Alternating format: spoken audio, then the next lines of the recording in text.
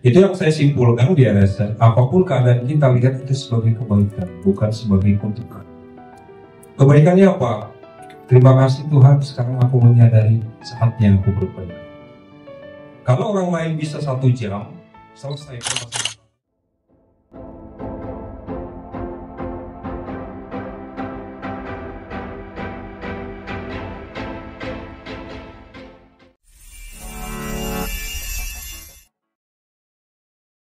Terima kasih. Bang yang saya sesuai dengan yang ketika pertama kali saya jadi terbitin, saya kan punya keluhan sangat kejepit di pinggang bawah sampai ke kaki itu sering mati rasa. Yang paling utama keluhan kesehatan saya itu solusinya gimana? Sudah cepat pulih, bilang sih. Supaya cepat pastinya seperti yang pernah saya sampaikan di grup Pak. Ya. Teori 20%, sisanya 80% adalah praktek. Cara prakteknya semuanya sudah ada di RSN. Terutama self-healing. Memang saya pernah mengeluarkan atau membuat panduan self-healing imajinasi. Tetapi itu untuk yang belum mampu menggerakkan tangan. Nah, semisal Bapak nggak mampu 3 menit, kan bisa diakali per 2 menit, per 1 menit. Atau khusus hanya di area kaki dan pinggang yang sedang sangat butuh perhatian saat ini. Nah, sadar napas itu kapan aja Bapak lakukan. Kalau Bapak perhatikan dari tadi saya duduk, hampir saya selalu begini. Karena untuk sadar napas atau energi naik turun itu dia kondisi atau posisi yang sangat ideal, yang paling ideal yang saya amati adalah posisi teduh. Posisi teduh. Tapi kalau belum mampu, nggak harus dipaksakan juga. Tetapi nantinya itu akan menjadi kebiasaan. Sadar napas itu menjadi kebiasaan. Seperti sekarang saya bicara dari tadi, begitu saya jeda itu napas saya sadar. Ada pepatah bilang kalau bisa karena biasa. Saya bisa bicara seperti ini karena sudah saya biasakan bicara. Andai anak seperti usia dia disuruh bicara seperti ini, dia akan belajar mungkin tahunan. Tetapi setelah mahir, dia akan bicara seolah-olah auto atau spontan. Seperti itu, hampir semua itu seperti itu. Jadi kapan aja misalnya nih, Bapak lagi duduk. Di RSN kan bisa ada fasilitas channeling dulu, diusap, diajak ngomong. Usaha tidak mendustai hasilnya, rajin aja, rajin, tekun. Karena begini, saya selalu meminta kalau ada member yang berbagi testimoni ke saya, itu hampir selalu saya minta tolong bagikan di grup. Bukan untuk kepentingan saya, tetapi ini menjadi inspirasi, motivasi bagi yang lain, bukan untuk dicemburui. Dia bisa, kok aku nggak bisa. Nah, dibalik sedikit, kalau dia bisa, aku juga bisa. Seperti yang sering saya candai, dia terbuat dari tanah suci, aku juga terbuat dari suci. Dia bisa, aku pasti bisa. Kalau dia melakukan sekali, aku sekali belum bisa, mungkin karatku lebih tebal, jadi aku perlu melakukan 1000 kali. Kan begitu ya?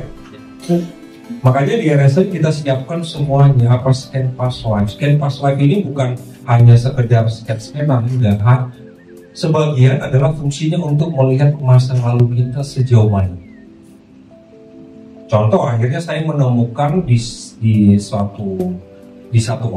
seseorang, katanya saya pernah menjadi panglima yang sangat tegas, panglima perang, panglima suatu kerajaan. Akhirnya saya menerima. Masuk akal hidup saya seperti ini. Masuk akal saya mengalami sakit yang begitu lama. Oh, ternyata saya pembunuh yang sangat terencana.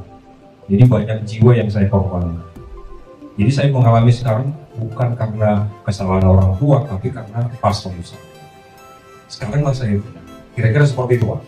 Jadi Itu yang saya simpulkan di RSN. Apapun keadaan kita lihat itu sebagai kebaikan, bukan sebagai kutukan. Kebaikannya apa? Terima kasih Tuhan, sekarang aku menyadari saatnya aku berbaik.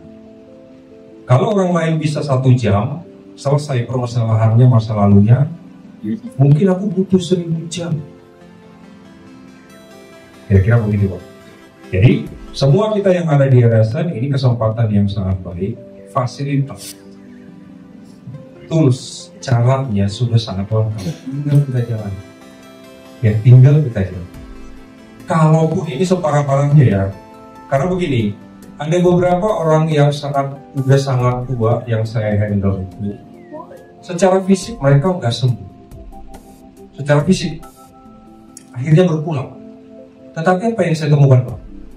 Pada saat mereka setelah berpulang, wajah mereka, raga mereka itu nggak langsung serta merta mati. Ini pengetahuan yang saya dapat tahun 2020. Jadi orang yang meninggal atau rest in peace itu beberapa hari raganya itu nggak langsung pusat. Karena apa? Pintu sucinya terbuka dengan baik sebelum semuanya keluar. Itu lari. Jadi meninggalnya itu nggak meregang nyawa, nggak susah dia melepas semuanya. Nah itu kalau di Kristen atau di budaya yang lain yang nggak langsung dikebumikan pada hari dia meninggal itu akan kelihatan, sekalipun dia di formalin. Saya pernah melayani seseorang yang udah tahunan sakit gagal ginjal, itu berhari-hari setelah di formalin ternyata dia batak. Jadi 4 anaknya, dia udah punya cucu dari ke-4 anaknya, seharusnya tangannya sudah bukan begini, itu kalau di kami batak, tapi tangannya begini. Ternyata keluarganya salah, nggak mengerti. Pada saat mau dimasukkan ke peti setelah acara adat, diluruskan, itu tetua adat heran. Ini nggak diformalin, kok bisa udah berhari-hari tangannya kayak orang tidur dilepas. Saya nggak jawab, saya tersenyum. Karena selama dia sakit saya dusta. Tapi karena udah sangat tua dan udah sangat lama sakit, ya secara raga nggak tertolong. Kalau tertolong sudah separah itu, mungkin nanti yang lain akan komplain, akan cemburu, ya. Seperti beberapa kali saya bilang, saya sesuci apapun saya hidup, raga ini pada saat waktunya akan kembali ke asal. Begitu Pak, motivasi dari saya, saran dari saya, tekuni, lihat segala sesuatunya adalah baik. Kenapa belum sembuh? Berarti ada beberapa hal yang perlu ditekuni atau Terima kasih Pak Zaki, demikian penjelasannya ya. Jadi setiap orang memang bisa disamaratakan ya pencapaian perjalanan hidupnya. Semua manusia menghubungi kehidupan masing-masing, jalan hidup masing-masing. Belum lagi kalau bicara tentang DNA kita ini kan pasti berbeda-beda ya. Ya mungkin ada kesamaannya. DNA itu yang kita dapat dari silsilah kita ke atas Pak. Dan kita kan nggak tahu ya, 2 ke atas bapak ibu kita, lalu satu ke atas orang tua kandung kita, 1 tingkat lagi ke atas kakek nenek kita, itu sudah 4 orang. Kemudian naik lagi yang buyut kita sudah berapa itu? Terus naik lagi sampai tingkat 9, 10, 11, 12, 13, 100. Nah itu semua nempel ada di diri kita sekarang hari ini, di tubuh kita sekarang ini. Dan kita nggak tahu kan kakek nenek yang 10, 11, 20, 50, 100 itu dunia seperti apa. Nah itu yang disebut sebagai karma leluhur. Jadi karma leluhur, kami menjelaskannya ya. Nah kami akan membuat satu sesi lewat Zoom. Nanti akan kami umumkan kapan pelaksanaannya, menjelaskan tentang itu. Agar apa? Agar orang tidak bingung dengan apa yang sedang melanda dirinya. Kan ada tuh orang yang kok sakitku begini ya, misalnya gitu. Nah padahal cara memutus karma leluhur itu sangat mudah. Silakan tonton video talkshow saya 2 minggu yang lalu dengan Bu Ana. Nah itu nanti kami akan adakan lagi Zoom hanya bagi yang berminat, karena ternyata kalau digratiskan YouTube itu malah orang merasa tidak penting, jadi pada nggak mau nonton. Pada kami sudah memilih tema talk show setiap hari Jumat itu sudah gimana yang terbaik gitu, tapi jangan nonton hanya segitu orang gitu. Nah, tetapi nanti kita akan adakan Zoom gitu dengan pertukaran energi selayaknya. Silakan bebas, kita nggak tentukan nominalnya, agar orang merasa penting dengan berkorban, bertukar energi sehingga dia serius nonton karena itu penting. Nah, nanti tentang memutus karma leluhur. Jadi selama ini kan tentang karma leluhur ini kan dimaknai kayak mistis gitu ya, kayak klenik gitu ya. Apa sih karma pula? Karma itu kan keyakinan agama tertentu misalnya.